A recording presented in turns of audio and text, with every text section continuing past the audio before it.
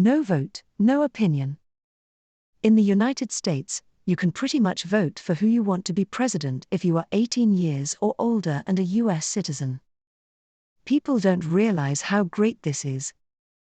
In some countries, power is passed on to relatives, and the people don't get any say in who the leader of the country should be.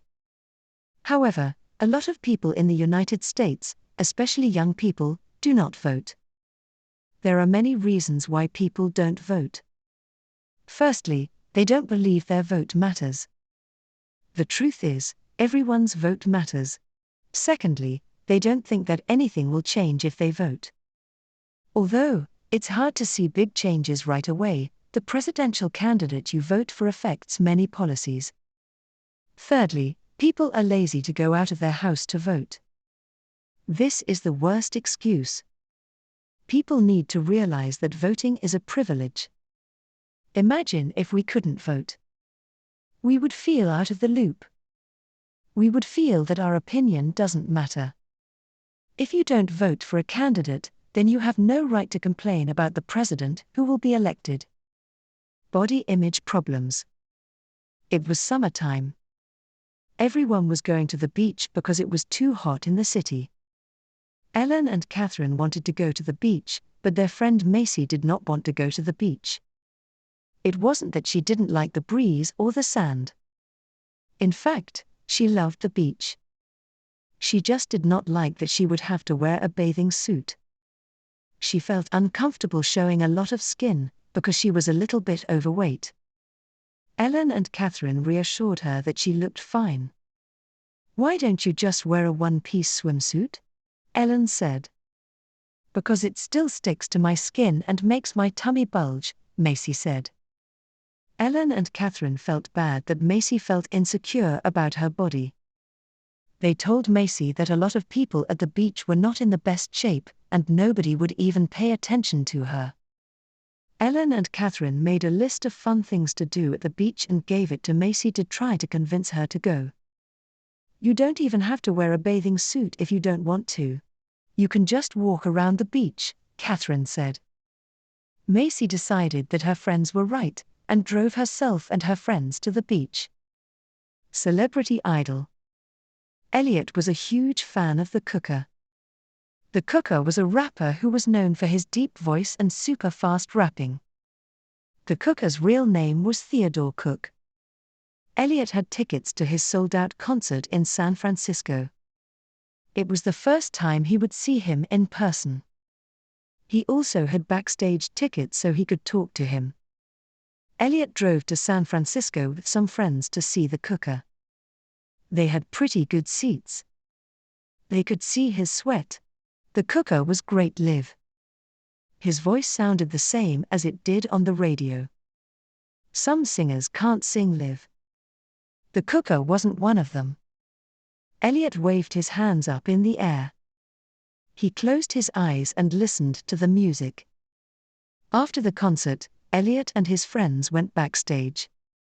Elliot was so excited that he screamed when he saw the Cooker. The Cooker closed his ears. Elliot ran up to him. "I am your biggest fan. Can I have an autograph and a picture?" Elliot asked. The Cooker rolled his eyes. "Sure, I guess." Elliot noticed that the Cooker was annoyed. "You know what, forget it. I don't want a jerk's autograph," Elliot said. He realized that some celebrities were just mean. Food from outside. Vicky works at 11 Men, a cafe that serves coffee and pastries. She does not really like her job, but it gets the bills paid. One of the rules at the cafe is not to bring food from other restaurants into the cafe. Vicky greeted one of the customers. She noticed that the customer had something from Panda Express. However, Vicky didn't say anything because she didn't think it was a big deal.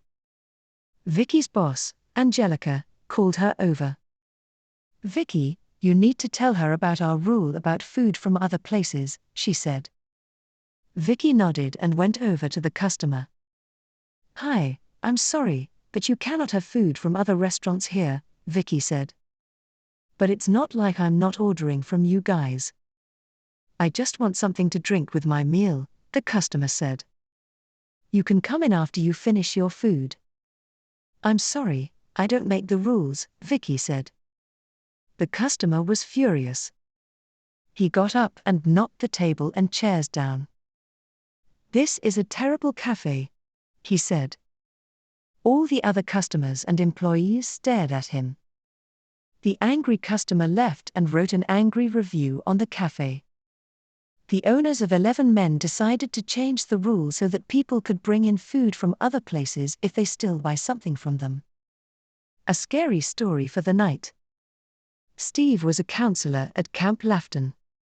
His job was to take care of the kids at night, teach them how to swim, and make sure they weren't getting into trouble. At night, the kids kept talking. They were supposed to be quiet an hour ago. Steve had a hard time stopping them from talking. He was getting tired of telling them to be quiet. Steve had an idea. Hey, do you guys want to hear a scary story about this cabin? He asked. They got excited and started jumping up and down. Okay, I will tell it. You have to be quiet, so you can hear me though, Steve said. The kids nodded. The story was an old camp legend. It was about the twins who lived in the same cabin as they did. One of the twins mysteriously fainted while the other one fell through the hole of the floor and was never to be seen again. The twin who fainted was in a coma. When Steve finished the story, the kids were scared. They couldn't sleep, and some of the kids even cried. The kids were definitely quiet though. He didn't think they would get that scared.